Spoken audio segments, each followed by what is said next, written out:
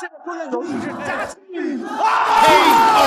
他被视作国内最有希望接过死神方便衣钵的拳手，在擂台上对上日本狂人时，那股子凶狠就全爆发出来了，追着对手就是一顿暴揍，没几下三拳两脚便干脆利落的结束战斗，丝毫不拖泥带水。在他心里，甭管对面是日本啥冠军，又或是所谓的格斗高手，只要敢来中国踢馆，就只有惨败这一个结局。瞧，此刻站在擂台上，看着像刚从笼子里放出来的野人，正是此次大老远跑来中国挑战的日本冠军真边健太。这家伙胡子拉碴，走路摇摇晃晃没个正形，活脱脱像个街边要饭的乞丐。可别小瞧了他，人家实打实手握双料冠军头衔，在日本搏击圈那也是小有名气，宣传海报上常能看到他身影。但很不幸，这次他碰上了中国狠角色周星。周星那可是退役军人周志鹏的得意关门弟子，得了师傅真传，往擂台上一站，浑身散发的自信就压旁人一头。今天这场对决对周星来说可是证明自己实力的绝佳契机，毕竟眼前这日本对手在以往碰上的日本选手中实力绝对算强劲的。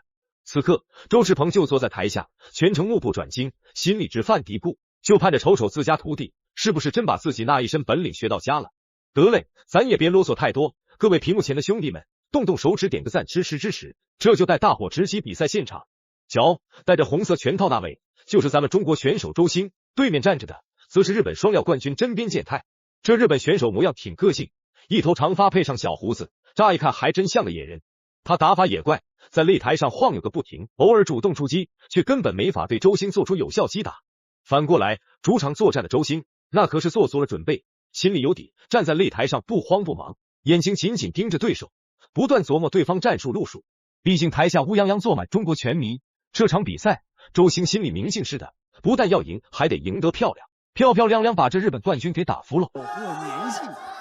就是他抗打能力强，防守能力好，这是他一个特点。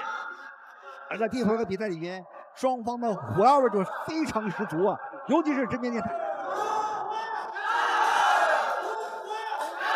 我们看到周星打得很沉稳，这周星这个年龄，搁他在场上这个表现就是少年。看到台上这一幕，台下身为军人拳王的周志鹏脸上露出了欣慰的神情。真边健太这家伙不愧是日本双料冠军，自打比赛开场的铃声响起，他进攻的脚步就一刻未曾停歇，攻势如潮，逼得周星不得不使出浑身解数来应对，将自身的全部实力都发挥了出来。他以前在日本练过空手道，有过漂亮，一高飞上头。我们看这个周星在这个距离感的控制战上，我就给你打近点，给你拳。我看你们看了多长时间？我们也看到这个真边健太对于正面的防守啊非常到位，也不给周星更多的正面进攻的这种线。我看这个周星在脑海中飞速盘算着诸多针对性策略，面对眼前咄咄逼人的日本选手，他心里透亮，深知在这种高强度的对决里，唯有趁着对方进攻的间隙精准命中，才是最为稳妥且行之有效的打法。激烈的拳脚对拼持续了整整2分钟，周星始终全神贯注，不放过对手任何细微的动作破绽。渐渐的，真边健太进攻时的漏洞被他敏锐捕捉到了，机不可失。周星当下果断决定采用防守反击战术，试图借由巧妙化解对方攻势后的瞬间反击，进一步拉大比分差距。我就打反击。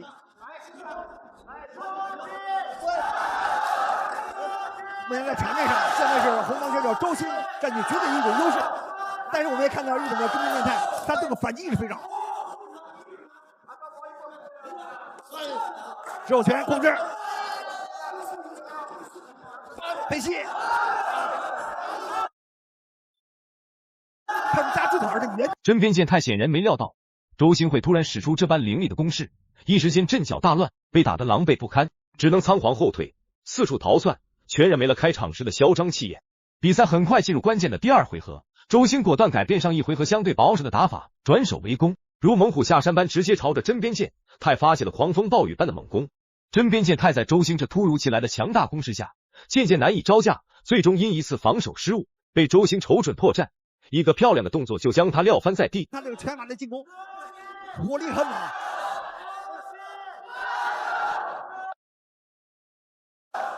在第2回比赛里面，现在周星有意识把比赛节奏控制，因为第1回合冲得太猛，我们担心他的体能的一种消耗。但在第二回合比赛里面，开局周星打得非常漂亮，又是后高飞上头，原地飞膝，这个正方控制。这里面现在日本的这个真边电台仍然采用他第一回合的那种战术啊，台下坐满了中国拳迷，他们满怀热忱，目光紧紧锁定在拳台上，呐喊助威声此起彼伏，震耳欲聋。周星的老师周志鹏也置身其中，神情专注地审视着台上两位选手的一举一动，目光中满是专业的考量与殷切的期许。比赛已然进入白热化阶段，双方激烈对拼，拳影交错，局势紧张的如同拉满弦的弓。真边健太在这你来我往的交锋中，明显落了下风，吃了大亏，比分上的劣势让他心急如焚。而在第二回合比赛里面，我看到日本的这个真边健太也有意识的加强自己的对对方低扫的这种杀伤。他现在不是一味的进行一种防守，现在是日本的真边健太，他的反击的这种速度还是很好，速度很快。现在我看到周星的这种打击速度下降，后手之前二踢脚是一种迅速动作，因为他毕竟这个真边健太。真边健太从第一回合结束时起，局势便已是岌岌可危，败相尽显。究竟缘何至此呢？说来也并不复杂，这家伙一上场就心急如焚，打法荒冷无章，毫无平日里身为双料冠军的沉稳风范。尽管他攻势不断，一门心思的朝着中国选手周星倾泻火力，每一拳都仿佛用尽了全身力气，可事与愿违，他越是急于求成，破绽就暴露的越多，反而致使自己的比赛点数如沙漏里的沙子，一点点持续减少，在台上的模样别提多狼狈了，完全没了开场时的那股子嚣张劲，就打得很清晰，强调这种有效的打击。OK， 然后裁判忙间告诫这个周星，你的扫踢动作应该再高点啊！刚才有点挂住对方裆部这种嫌疑，利用这种口头的告诫。当然，在第二回合比赛里面，双方的进攻的节奏都在放慢的原因，都是双方体力有所下降。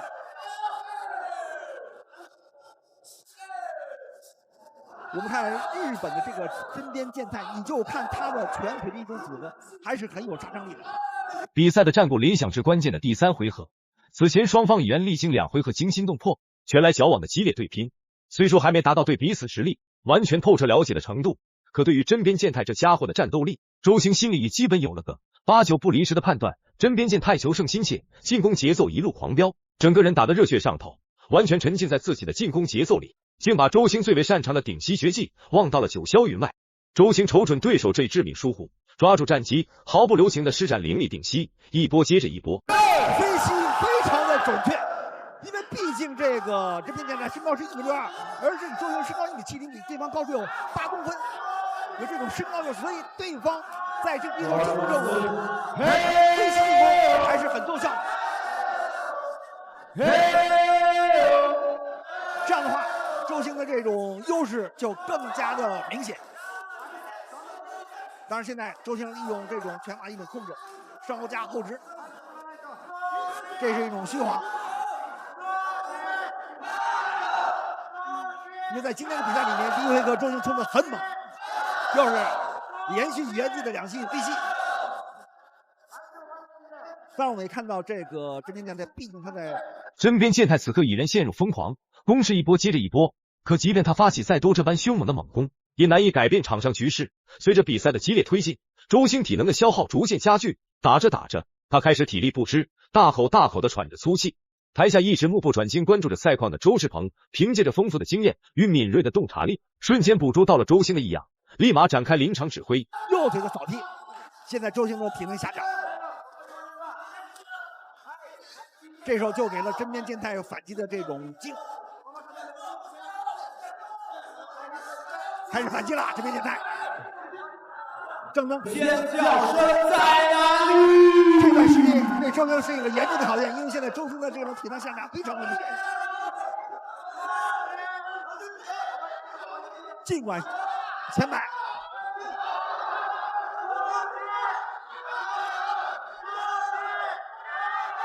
这时候场面上是日本的真边健太在控制周星，因为周星的体能下降非常明显，还有最后的10秒，周星坚持住。毕竟在第3回合比赛里面，红方选手周星曾经用背重击过真面电台，被他强毒。终于，备受瞩目的比赛结果在众人的翘首以盼中公布了。周星凭借着自己精湛的技艺、沉稳的心态以及灵活多变的战术，实至名归的赢下了这场比赛的最终胜利。本期的内容就到这儿了，我们下期再见了。